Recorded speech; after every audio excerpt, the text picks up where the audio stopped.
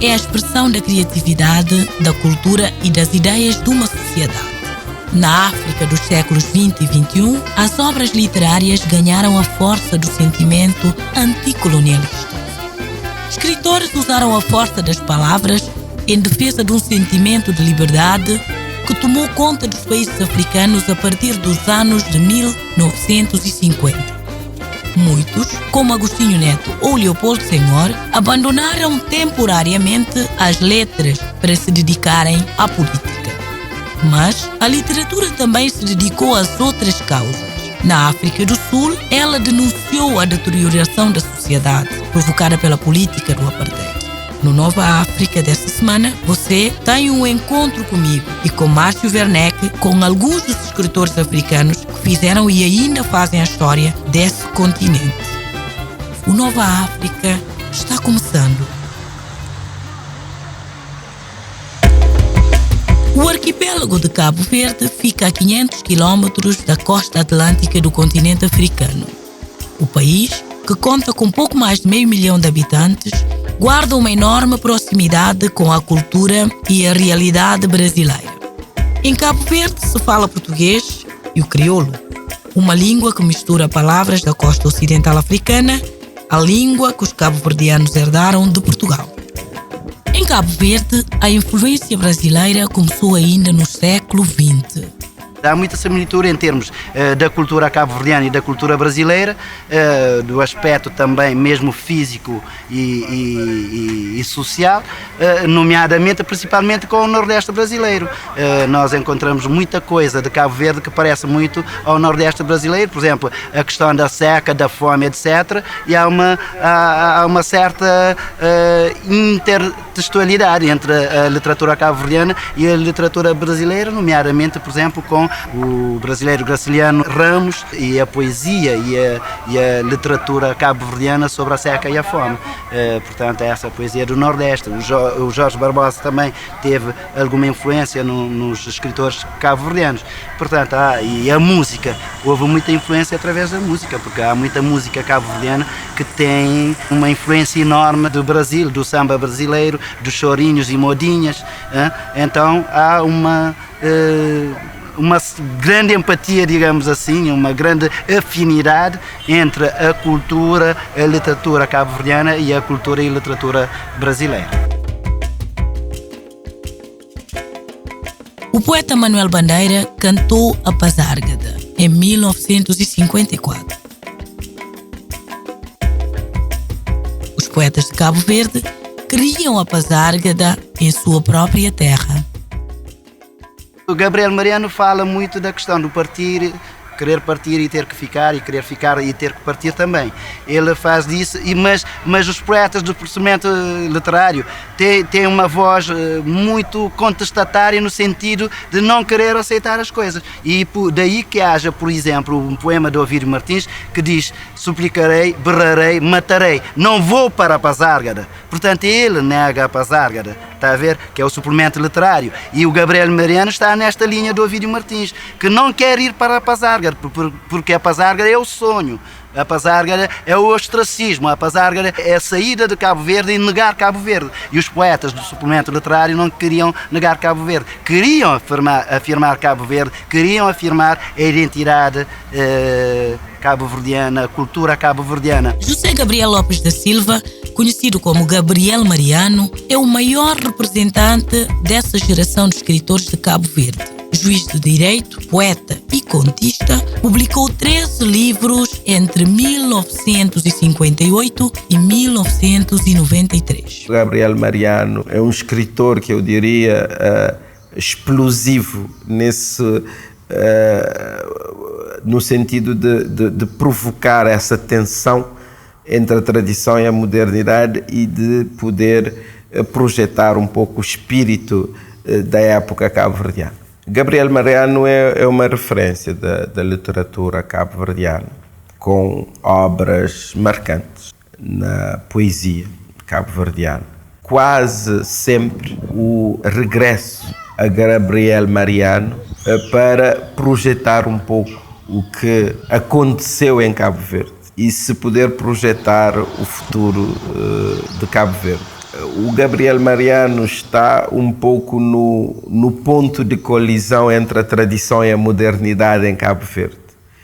E através de Gabriel Mariano nós podemos viver o espírito da nossa época. Gabriel Mariano virou referência em sua geração. Intelectual, aliou-se à luta pela independência de Cabo Verde. Com seus poemas e contos, propagandeava a saída do colonizador português. Pagou com um exílio de 4 anos em Moçambique pela literatura considerada subversiva pelos portugueses. Ele foi contestatário, mas é preciso dizer também que os poemas do Gabriel Mariano não se resumem a isso. Ele também tem poemas líricos muito interessantes e tem poemas filosóficos também e metafísicos muito interessantes, muito bons mesmo, em termos de abordagem, em termos poéticos, porque ele, apesar de ser contestatário, foi sempre muito poético.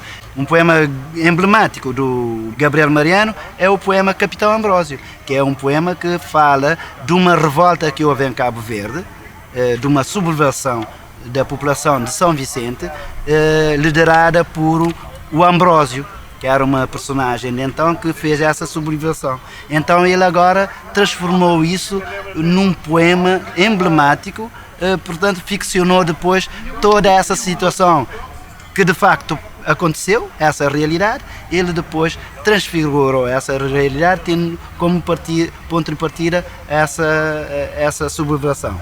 Então tornou o Ambrósio, que era um popular com ideias de reivindicação, transformou-o em capitão, como se fosse um general a lutar contra a fome e a miséria.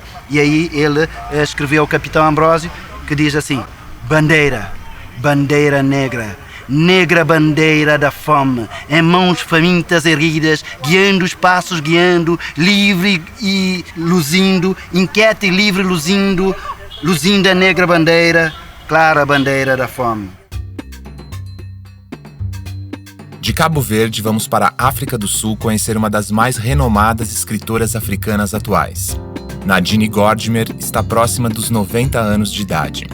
Sua obra e suas ideias, no entanto, mostram a vitalidade de quem sempre lutou por um país mais justo. Apartheid, repressão e denúncias contra as desigualdades são temas da literatura de Nadine Gordimer. A ganhadora do Prêmio Nobel de 1991 começou cedo nas letras. Aos 15, escreveu um livro infantil. Aos 16, uma ficção para adultos. E de lá para cá já são mais de 30 livros. Um dia, no meio da noite, eu e meus pais acordamos com uma enorme confusão do lado de fora da casa. Nós fomos para o quintal e eu vi uma mulher, ainda com suas roupas de trabalho e que trabalhava em minha casa, e era parte de minha vida. Na verdade, ela era quase minha segunda mãe, e eu a amava dessa forma.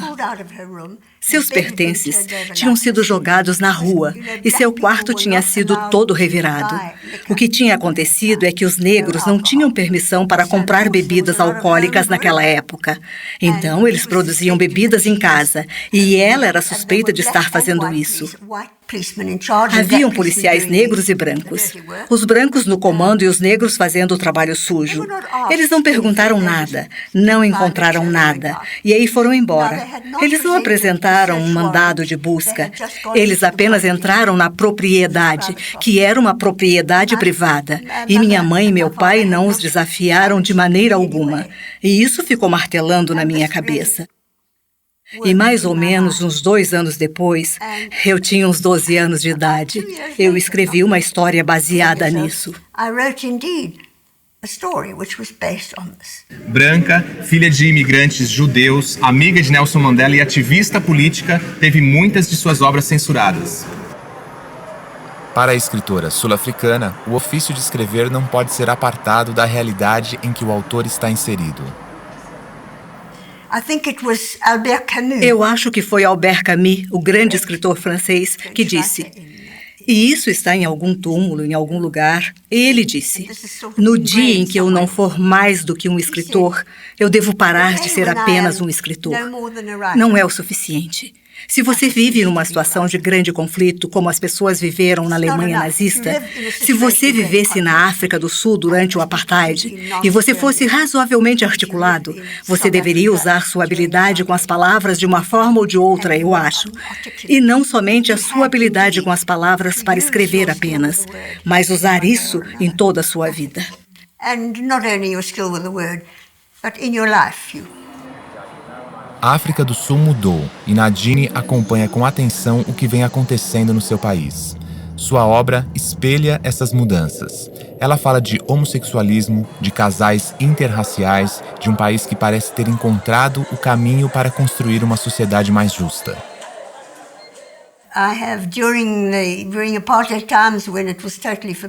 Durante algum tempo, mesmo quando era terminantemente proibido, havia muitos casos de amor interracial. E mesmo após o fim do apartheid, havia uma certa estranheza quanto a isso.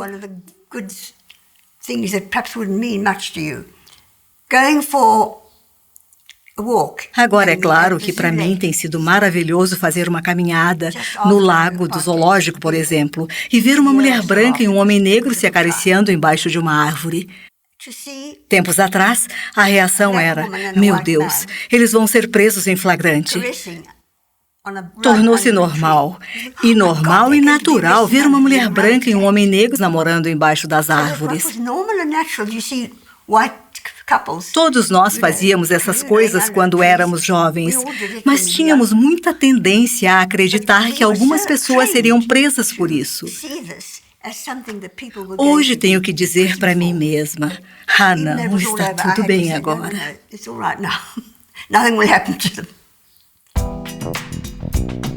No próximo bloco, o Nova África vai a Moçambique. Lá nós vamos te apresentar a um escritor que transformou seus versos numa das armas mais temidas pelos colonizadores portugueses. O Nova África volta já.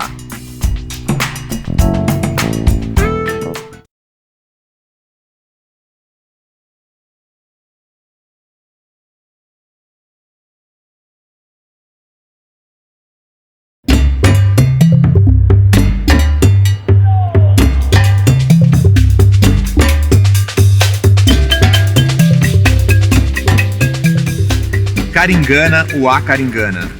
Esse jeito de contar as nossas coisas, a maneira simples das profecias. Karingana, o Akaringana. É que faz o poeta sentir-se gente. E nem de outra forma se inventa o que é propriedade dos poetas. Nem em plena vida se transforma a visão do que parece impossível em sonho do que vai ser. O poema Karingana, de José Craveirinha, resgata uma tradição africana, a de contar histórias. Karingana wa Karingana significa era uma vez na língua xangana, falada em algumas regiões de Moçambique. Mulato, filho de pai branco e mãe negra, José Craveirinha é reconhecido pelos moçambicanos como o Camões de Moçambique. O primeiro livro publicado é o Xigubo. Xigubo é uma dança guerreira, é uma dança preparatória para o início da guerra. E é um poema inicial desse Xigubo que faz lembrar um pouco o início das histórias tradicionais, no sentido que vai contar uma história onde os guerreiros vão dançar e vão se preparar para a guerra. Mas fundamentalmente é no segundo, cujo título é Karingana ou Akaringana. Então o que quer dizer? Karingana ou Akaringana? Significa aquilo que em português é era uma vez. Quando nós contamos histórias tradicionais, dizemos Karingana ou Akaringana, e as crianças que estão ali à volta repetem Karingana, dão uma certa autorização para o início da história. Ora bem, este livro de Craveirinha, Karingana ou Akaringana, é de fato até um livro épico. É poesia, mas como se estivesse a contar a história do sofrimento, não é verdade, do povo moçambicano, dos seus ancestrais e da atual luta por emancipação moçambicana.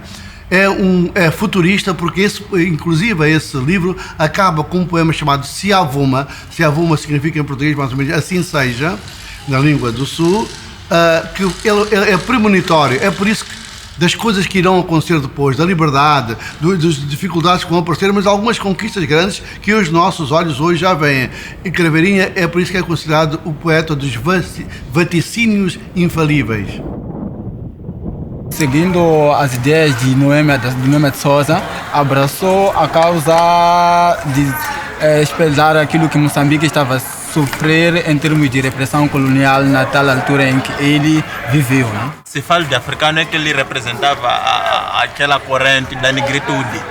Então, para além do falar do sódio moçambicano, aquilo representava todo o africano, porque nem só Moçambique estava oprimido, como também o povo de Malau, o povo de Zimbábue também estava oprimido. Falando daquilo que acontecia em Moçambique, falava também ao mesmo tempo daquilo que acontecia com ele. É motivo de orgulho para todo moçambicano saber que um escritor moçambicano, a obra dele faz parte das 100 melhores obras de um século. Estamos a falar de 100 anos.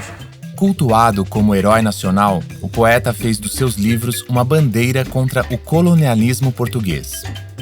Mas 11 anos de guerra de libertação tiveram que se passar para que Moçambique pudesse respirar os ares de liberdade sonhados pelo poeta. A ideia de ir buscar as camadas desfavorecidas da sociedade, ir buscar aquelas figuras marginalizadas, é uma forma de se opor ao próprio sistema. Portanto, é uma questão de poesia, mas é também uma questão cívica. A poesia de Zé Craveirinha é extremamente carregada de indícios dessa sua intervenção cívica. Ele tem um poema que bastante conhecido, que é o poema do futuro cidadão, em que ele antecipa uma nacionalidade que ainda não existe. Ele diz: vim de um país que ainda não existe, de forma clara desafiando o sistema colonial que negava o estatuto de país, né? Ele diz: sou cidadão de um país que ainda não existe, de uma nação que ainda não existe, insinuando ao mesmo tempo que ela vai existir, né? Zé Craveirinha, desse ponto de vista, era também um visionário. No tempo colonial, o negro e o mulato eram extremamente prejudicados por um procedimento preconceituoso da sua própria sociedade. Aqui nesta cidade onde nos encontramos, Maputo, havia quase um apartheid. Eu estou-me a recordar de eu próprio, quando era jovem, quando era até os meus 10 anos de idade, nos autocarros, nós chamamos ônibus, aqui antigamente chamamos ônibus, chamamos machimbombos, o nome do ônibus, não é? Onde metade do autocarro para trás eram os mulatos e os negros, à frente só acertavam os brancos. É para dizer, por exemplo, numa sociedade deste tipo, não é verdade, com Craveirinha, aí está o fenómeno. Portanto, isto não quer dizer que numa sociedade, digamos, que tem muita gente preconceituosa, não haja pessoas que não sejam preconceituosas, que não sejam racistas. Há muita gente, e muitos pais não eram. Portanto, isto quer dizer que Craveirinha viveu intensamente esse mundo separatista, esse mundo do racismo, etc., mas conseguiu não só combatê-lo, porque a sociedade, este tipo de sociedade foi combatida para surgir uma sociedade diferente e nova, e também ele próprio, embora sofrendo na carne, e sofreu muitas vezes a chicotada de preconceito, como ele diz num poema dele, as chicotadas de preconceito, foi para a frente. Não é por isso que ele não tinha grandes amigos brancos, tinha. Outros amigos negros e amigos mulatos, tinham amigos de todo lado, e estão aí, e também lutadores como ele. Isto quer dizer que também na sociedade moçambicana, embora houvesse um colonialismo e houvesse este preconceito, não quer dizer que não houvesse também aqui indivíduos de origem europeia que tivessem tirado ao nosso lado na luta pela emancipação do povo moçambicano. Portanto, aí a questão é pacífica, ele não ficou traumatizado por isso. Pelo contrário, deu-lhe mais força, como ele diz, estaleca é força, não é? Para continuar a sua poesia de caráter, digamos, reivindicativo, social e político. Após a Revolução, Craveirinha transformou-se em herói nacional. A saída do colonizador português de Moçambique permitiu ao poeta prosseguir em sua obra com maior dedicação. Em 1991, ele ganhou o Prêmio Camões, concedido a autores que tenham contribuído para o enriquecimento do patrimônio literário e cultural da língua portuguesa. Quando me consideram poeta, quando me dão prémios, eu fico admirado. E ao mesmo tempo há um outro eu que se desliga de mim e que se sente grato. Nasci a primeira vez em 28 de maio de 1922. Isso no domingo. Chamaram-me Sontinho, diminutivo de Sonto. Isso por parte da minha mãe, claro. Por parte do meu pai, fiquei José. Nasci a segunda vez quando me fizeram descobrir que era mulato. A seguir fui nascendo à medida das circunstâncias, imposta pelos outros. Quando meu pai foi de vez, tive outro pai, seu irmão. E a partir de cada nascimento, eu tinha a felicidade de ver um problema a menos e um dilema a mais. Quando a minha mãe foi de vez, outra mãe, Moçambique. Nasci ainda outra vez no jornal, o Brado Africano. Autodidata, minha grande aventura, ser pai. Escrever poemas, o meu refúgio, o meu país. Também uma necessidade, angustiosa e urgente, de ser cidadão desse país. Muitas vezes, altas horas da noite. Maura Eustáquia de Oliveira é jornalista e estuda a literatura africana e suas ligações com a tradição oral do continente. Ela já mergulhou na obra de escritores como o moçambicano Mia Couto e o angolano José Luandino Vieira. Para ela, a literatura africana é rica em referências que a transformam numa obra capaz de ultrapassar fronteiras. Precisa uma certa intimidade com a obra de cada um para você perceber isso. Isso também é muito nítido no Luandino Vieira, que são dois escritores que têm mais intimidade com eles. Mas você vai perceber isso em outros moçambicanos, como o Bacacossa também, né? E na própria poesia do Craveirinha tem um ritmo. O ritmo dos poemas é o ritmo do falar, né, do falar da tradição oral. É uma cadência poética na prosa. Eu sinto isso no Mia Couto, no Luandino, e muito no nosso Guimarães Rosa. Porque eu acho que, no fundo, por eles serem todos poetas frustrados, vamos dizer assim, eles começaram a escrever poesia e depois falaram, não, isso não é meu negócio, essa cadência que eles capturaram da convivência com o povo foi transposta para a prosa. E isso é que faz a maravilha dos textos. A Nadine, ela procura na sua obra sensibilizar não só a comunidade internacional, mas mesmo internamente, né, as pessoas que ainda se mantinham, vamos dizer, indiferentes ou pelo menos procuravam ignorar o apartheid. Então, o papel do escritor de refletir o seu momento, refletir as angústias do povo, estão muito presentes na obra dela. O mesmo acontece com Craveirinha em Moçambique, que o Craveirinha vai escrever no momento em que era preciso, vamos dizer assim, conclamar o povo para se unir em torno do ideal de libertação. E a poesia dele é uma poesia mesmo nativista, uma poesia de formação do sentimento patriótico, o que, para nós que moramos no Brasil, às vezes é difícil entender, porque são 27 nações, etnias diferentes em Moçambique, algumas até rivais entre si, por razões históricas, e era preciso criar um sentimento comum de independência, de sonho de independência da metrópole de Portugal. E a poesia era uma poesia, portanto, politicamente também engajada. O mesmo vai acontecer com o Gabriel Mariano, em Cabo Verde, que vai falar desse sentimento de exílio dentro da própria terra, ou do exílio mesmo, forçado, porque como Cabo Verde não tinha condição de estudo, aliás, todas as colônias, eles saíam e muitos não voltavam, e ficavam com aquele sentimento de que estou fora da minha terra, trazendo o tempo todo dentro de mim. Então era uma tristeza, né, muito grande. E é uma poesia, é um texto muito, muito triste às vezes, por causa desse sentimento. Quanto mais, vamos dizer assim, quanto mais autenticamente africana, parece um paradoxo, mas não é, mais universalista ela é. Porque ela vai falar do homem diante dos seus problemas existenciais. E esses problemas são iguais, não importa onde esteja. Voltamos a Cabo Verde para encontrar um dos mais conhecidos compositores e poetas do país. Pedro Rodrigues já teve músicas gravadas por Cesária Évora e canta para o Nova África uma música feita em homenagem ao poeta Gabriel Mariano. Esse mar de Cristo quem é caminho. mundos acabam na medar quente. A ansiedade do povo já chega na fim.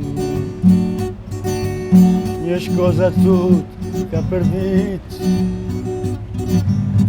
Cabo de enxada queima na luz.